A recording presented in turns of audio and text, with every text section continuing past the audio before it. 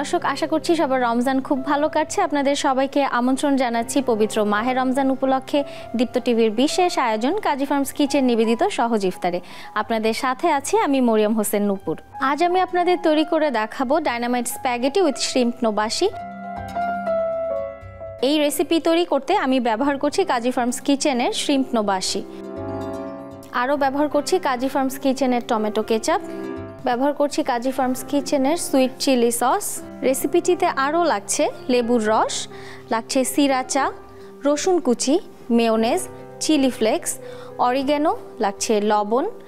Spaghetti আমি এখানে সিদ্ধ করে একটু তেল মেখে রেখেছি, লাগছে স্প্রিং অনিয়ন কুচি এবং বাটার, আর ভাজার জন্য তো তেল লাগছে। শুরুতে আমি চুলাটি ধরিয়ে দিচ্ছি। তেল গরম হতে হতে আমি শ্রিম্প নোবাসির প্যাকেটটি খুলে নিচ্ছি। কাজী ফার্মস কিচেনের কোনো প্রোডাক্টেই কিন্তু তারা কোনো ধরনের ক্ষতিকারক কোনো প্রিজারভেটিভ ব্যবহার করে না, এবং তাদের কোনো প্রোডাক্টে কিন্তু কোনো ধরনের টেস্টিং সল্টও নেই। আমি তেল দিয়ে দিচ্ছি। আমি শ্রিম্প নোবাসিগুলোকে ভেজে নিচ্ছি। শ্রিম্প নোবাসি কিন্তু একটা জাপানিজ রেসিপি। কাজী ফার্মস কিচেন কিন্তু আপনাদের জন্য জাপানিজ রেসিপির সব প্রোডাক্টও নিয়ে আসছে। শ্রিম্প নোবাসিগুলো ভাজা হতে হতে আমি আমার ডায়নামাইট সসটি তৈরি করে নিচ্ছি। এর জন্য আমার কিন্তু কাজী ফার্মস কিচেনের টমেটো কেচাপ এবং সুইট চিলি সস দরকার হবে। আমি সিরাচা নিয়ে নিচ্ছি। এখানে সিরাচা আমি নিচ্ছি 1/4 কাপ। সাথে আমি নিয়ে নিচ্ছি লেবুর রস। লেবুর রস আমি এখানে 1 টেবিল চামচের মতো দিয়ে দিচ্ছি। আমি শ্রিম্পগুলোকে একটু উল্টে দেব। আমার এক পাশ কিন্তু ভাজা হয়ে গিয়েছে। এবারে আমি এটাতে দিয়ে দিচ্ছি কাজী ফার্মস কিচেনের টমেটো কেচাপ। কাজী ফার্মস কিচেনের টমেটো কেচাপ এবং সুইট চিলি সস যে কোনো সসে বা যে কোনো প্রোডাক্টে তারা কিন্তু খুব উন্নত ধরনের কাঁচামাল ব্যবহার করে থাকে, এবং কোনো ধরনের ক্ষতিকারক কোনো প্রিজারভেটিভ ব্যবহার তারা করে না। এবারে দিয়ে দিচ্ছি সুইট চিলি সস। এর সাথে আমি এবার দিয়ে দিচ্ছি মেয়োনেজ। আমার শ্রিম্পগুলো কিন্তু ভাজা হয়ে গিয়েছে। আমি এবার এগুলোকে ডিশ আউট করে নিচ্ছি। আমি এবারে স্প্যাগেটিটাকে একটু বাটারে সতে করে নেব। আমি প্যানে বাটার দিয়ে দিচ্ছি 2 টেবিল চামচ।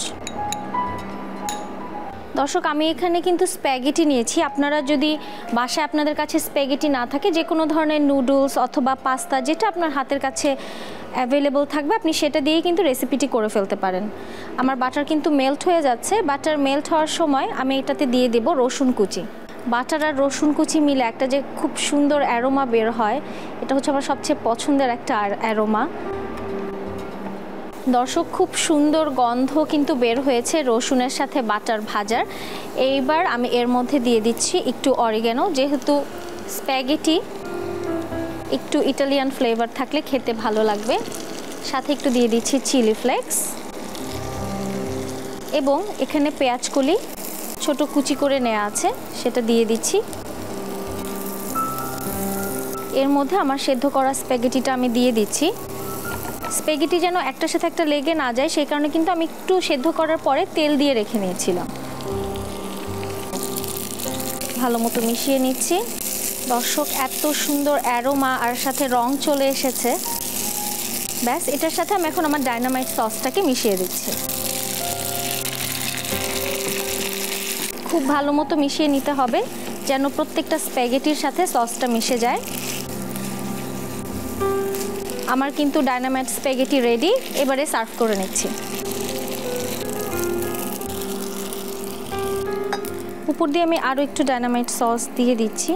এটা একান্তই আপনার ইচ্ছা, আপনি চাইলে এটা স্কিপ করতে পারেন। এর উপর আমি দিয়ে নিচ্ছি একটু স্প্রিং অনিয়ন আর চিলি ফ্লেক্স। সেই সাথে দিয়ে দিচ্ছি শ্রিম্প নোবাসিগুলো।